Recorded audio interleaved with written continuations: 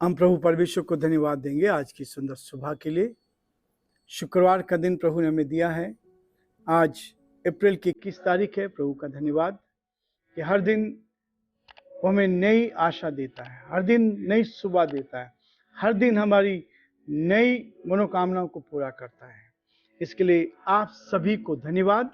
प्रभु आप सबको बहुत आशीष दे और प्रभु का हाथ आप पर और आपके परिवार पर है। Living Christian movement fellowship ministry की ओर से मैं दिल की गहराई से आपको धन्यवाद देता हूं कि आप बराबर इस मिनिस्ट्री के लिए अपना सहयोग दे रहे हैं और प्रार्थना के द्वारा हमें उठा रहे हैं। हम भी बराबर आप सबके लिए प्रार्थना कर रहे हैं ताकि प्रभु आप सबको बहुत आशीष दे और आपके परिवारों में से दुख, मुसीबत, परेशानी दूर हो और आप आनंदित रहकर प्रभु की महिमा करते चले जाएं। आज के दिन की शुरुआत हम प्रभु के इस वचन के साथ करना चाहते हैं। मैं आपके सामने पढ़ना चाहूंगा पहला कुरिन्थियों का 2 अध्याय और उसके 11 और 12 पद को आपके सामने पढ़ता हूं। मनुष्यों में से कौन किसी मनुष्य की बातें जानता है? केवल मनुष्य की आत्मा जो उसमें है, वैसे ही परमेश्वर की बातें भी कोई नहीं जानता, केवल परमेश्वर का आत्मा। परंतु हमने संसार की आत्मा नहीं, परंतु वे आत्मा पाया है जो परमेश्वर की ओर से है, कि हम उन बातों को जाने जो परमेश्वर ने हमें दी है। परमेश्वर अपने इस वचन के पढ़े और सुने जाने पर आशीष दे। प्रार्थना करेंगे। धन्यवाद और स्तुति के योग्य हमारे सामर्थ्य परमेश्वर, इस वचन के लिए आपको धन्यवाद देते हैं। जो सुंदर वचन प्रभु जी आपके द्वारा हमें मिला, ताकि परमेश्वर हम आपकी महिमा कान बन सकें, हम आपके नाम को प्रभु जी धन्य कह सकें और जो आपकी योजना है प्रभु उसको अपने जीवन में पूरा होता हुआ देख सकें। हम धन्यवाद देते हैं प्रभु जी कि आपकी सुरक्षा हर कदम पर हमारे साथ है, आपकी निकटता हमारे साथ है, आपके प्रेम का एहसास हम कर सकते हैं। हम धन्यवाद देते हैं, आपकी स्तुति करते हैं हमारे प्रदेश के लिए, यहाँ के मुख्यमंत्री अशोक गहलोत जी के लिए बड़े आदर के साथ परमेश्वर को आपके हाथ में सौंपते हैं। और हमारी यही प्रार्थना है प्रभु, आपकी दया दृष्टि उन पर बनी रहे, आपका हाथ उन पर बना रहे, उनको सुरक्षित रखे, परेशानी, कठिनाई, दुख, मुसीबत से बचाएं और आपकी सुरक्षा उनके साथ बनी रहे। हम बड़े आदर के साथ, दीनता, नम्रता के साथ पिता परमेश्वर हमारे देश को, देश के प्रधानमंत्री को, राष्ट्रपति जी को आपके हाथ में सौंपते हैं, सारे मंत्रिमंडल को आपके हाथ में सौंपते हैं। हर बुराई से, परेशानी से बचाएं कि देश का संचालन आपकी महिमा के लिए कर सके। हम बड़े आदर के साथ पिता परमेश्वर हम सभी को प्रभु जी आपके हाथ में सौंपते हुए और इस प्रार्थना को अपने प्रभु अपने उद्धार करता यीशु मसीह के नाम से मांगते हैं, आमीन।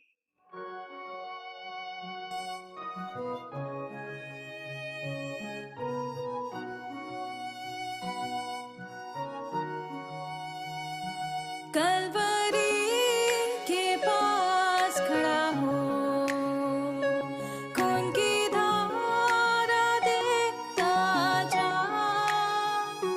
तेरे पापों का यही दाम दिया है मसीह यीशु ने।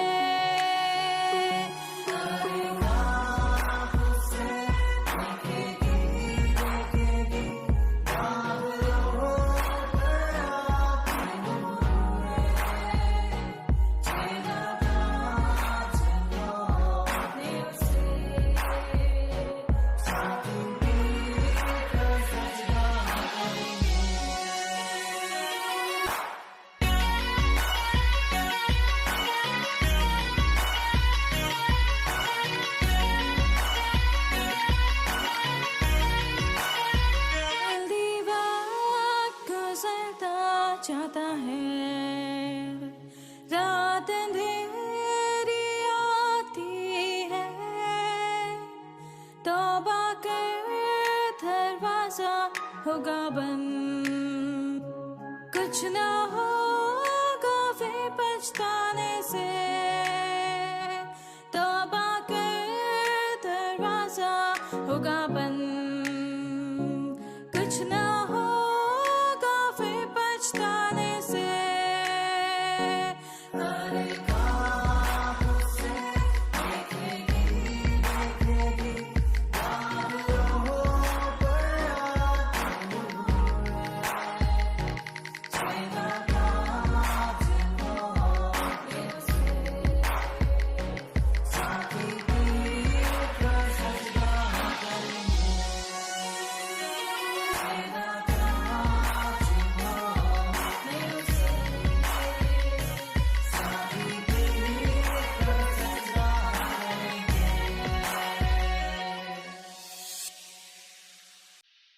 प्रियो, परमेश्वर का वचन कहता है 11 पद में, मनुष्यों में से कौन किसी मनुष्य की बातें जानता है? मनुष्यों में से कौन किसकी बातें जानता है? केवल मनुष्य की आत्मा जो उसमें है, वैसे ही परमेश्वर की बातें भी कोई नहीं जानता, केवल परमेश्वर जानता है। केवल परमेश्वर जानता है। प्रियो, परमेश्वर कहता है कि मेरे और आपके जीवन में उस बड़े कार्य को करना चाहता है। खजाने की खोज करना मेरे और आपके लिए। जब हम परमेश्वर के उस खजाने की खोज करते हैं, उस आत्मा की खोज करते हैं, जिस आत्मा के शांति मिलती है, जिस आत्मा से तसल्ली मिलती है। प्रियो, वो खजाना ये है। जब आप इसकी खोज में लगेंगे, ये खजाना आपको क्या करेगा? यहोवा की पुस्तक से खोल कर पढ़ो। यशाया उसका 34 अध्याय उसके 16 पद में वो कहता है कि आप उसको खोजें, आप उसको पढ़ें। परमेश्वर आपके जीवन पर उस खजाने की बरकत हमें देगा। बाइबल परमेश्वर का वचन है। ये वचन परमेश्वर का है। जब आप इसको पढ़ते हैं तो ये वचन आपको प्रोत्साहित करेगा। इससे जो संदेश हमें मिलता है, उस संदेश के द्वारा वह परमेश्वर की आवाज है। उस आवाज को हम सुन सकते हैं, परमेश्वर की उस आवाज को, जो परमेश्वर का वचन हमें सुनाता है। कई लोग मुझसे प्रार्थना के लिए कहते हैं कि मैं परमेश्वर की आवाज को सुनना चाहती हूँ। प्रिय, परमेश्वर का वचन रोज आपसे बात करेगा। यदि आप इस वचन को रोज पढ़ते हैं, आप इस वचन को अपने हृदय में लेते हैं, तो इस वचन के द्वारा वो आपसे रोज बात करेगा। यूनानी भाषा में पहले लोगोस शब्द आया है। यूनानी भाषा में लोगोस शब्द आया है। किस काम के लिए? दूसरों को रेमा कहने के लिए कहा जाता है। इसकी सामान्य परिस्थितियां जो होती है, हमें तुरंत रेमा नहीं मिलता है, हमें तुरंत वो चीज नहीं मिल पाती है। परमेश्वर चाहता है कि हम उसकी आवाज को सुने, आवाज को सुनने की आदत डालें। और जब आप उसकी आवाज सुनने लगेंगे, तब परमेश्वर की आवाज को आप पहचानने लगेंगे। इसलिए ये रहमा शब्द जो है, ये इसी बात को प्रकट करता है कि हम परमेश्वर की आवाज को सुनने लगे।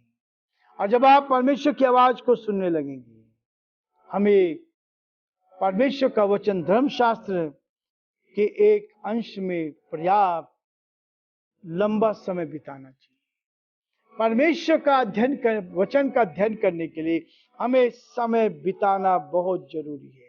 जब आप इसमें समय बिताएंगे, तो परमेश्वर आपको आशीष देता चला जाएगा। इसलिए वो कहता है, प्रियो, मनुष्य में से कौन किसी मनुष्य की बातें जानता है? नहीं जानता।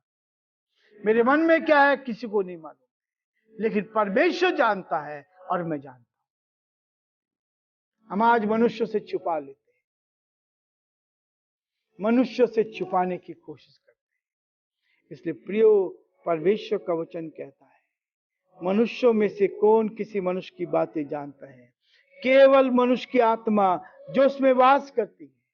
यदि आपने गुनाह को मान लिया है, यदि आपने अपने गुनाहों को छोड़ दिया है, तो परमेश्वर की आत्मा आपके अंदर निवास करती है।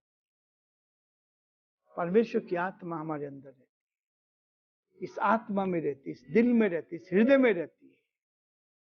उसको हमें पहचानना है। उसकी आवाज को रोज वो आपका आवाज लगाता है, मेरे बेटे मेरी बेटी, मैं तेरा इंतजार कर रहा हूं। यदि आप उसके वचन को पढ़ते हैं, तो वो आपसे बातचीत करना शुरू करता है। वो आपको बताएगा, वो आपको बताएगा। और यही है जो हमसे बात करता है। केवल मनुष्य की आत्मा जो उसमें है, मनुष्य की आत्मा जो आज मेरे अंदर है और आपके अंदर है। और इसीलिए कहता है, वैसे ही परमेश्वर की बातें भी कोई नहीं जानता, उसके भेद को कोई नहीं समझ सकता। केवल परमेश्वर का आत्मा है। और ये आगे की जो आयतें हैं ये मेरे लिए बहुत प्रिय हैं, मेरे लिए बहुत प्रिय हैं। हम लोग कहते हैं हमें नहीं मालूम किसने क्या किया, लेकिन परमेश्वर की आत्मा आपको बता देगी, परमेश्वर की आपका आत्मा बताएगी कि कल क्या होने वाला है। भविष्य की बातें परमेश्वर की आत्मा आपको बताता जाएगा। बहुत सारी बातें मेरे सामने आती हैं और इसलिए प्रभु कहता है कि हम परमेश्वर के उन गूढ़ विचारों को जो परमेश्वर ने मुझे और आपको दिए हैं उनको समझने के लिए हम परमेश्वर के साथ अपने समय को बिताएं। नदी के किनारे से एक पत्थर कंकड़ चुन सकते हैं, नदी के किनारे जाकर हम पत्थरों को कंकड़ों को चुन सकते हैं, पर यदि हमें मोती चाहिए तो समुद्र की गहराई में गोता लगाना पड़ेगा।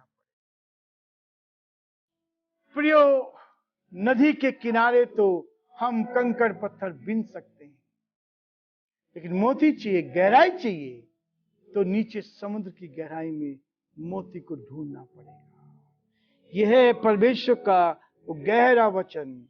परमेश्वर ने अपने वचन की तुलना छिपे हुए खजाने के द्वारा की है।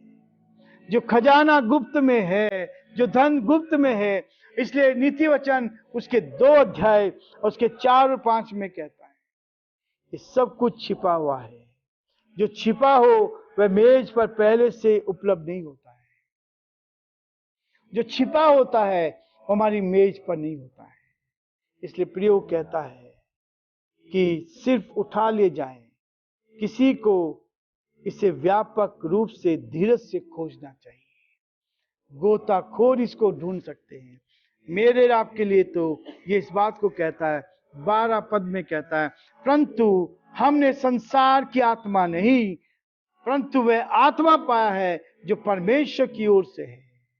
हमने उस आत्मा को प्राप्त किया है जो परमेश्वर की ओर से हमें मिलती है। उस दिन जिस दिन आप पश्चाताप करते हैं, उस दिन जिस दिन आप परमेश्वर के वचन को जानते हैं, उस दिन जिस दिन परमेश्वर की आत्मा ने आपको छुआ है। अभी 2-3 दिन पहले एक भाई से मेरी बात हुई। उद्धार को प्राप्त करने के लिए हमें क्या करना चाहिए? उद्धार व्यवस्था के द्वारा नहीं, उद्धार तो केवल परमेश्वर के अनुग्रह के द्वारा, जब पश्चाताप हम करते हैं, पश्चाताप के द्वारा उद्धार मिलता है। मैं अपनी गवाही बार बार देता हूं। 28 सितंबर 1980 को जब मैंने यीशु मसीह को अपना प्रभु, अपना उद्धारकर्ता ग्रहण किया, मेरे पाप क्षमा हो गए। उस दिन से लेकर आज तक 43 वर्ष बीत गए हैं। एक एक दिन वो मुझे चला रहा है, एक एक दिन मुझे बुराई से बचा रहा है। बुराई करना बहुत आसान है, भलाई करना बहुत कठिन है। और जब आप भलाई करेंगे तो मनुष्य आपको सताएंगे, जब आप भलाई करेंगे तो मनुष्य आपसे दूर रहेंगे, मनुष्य आपके विरोध में काम करना शुरू करेंगे।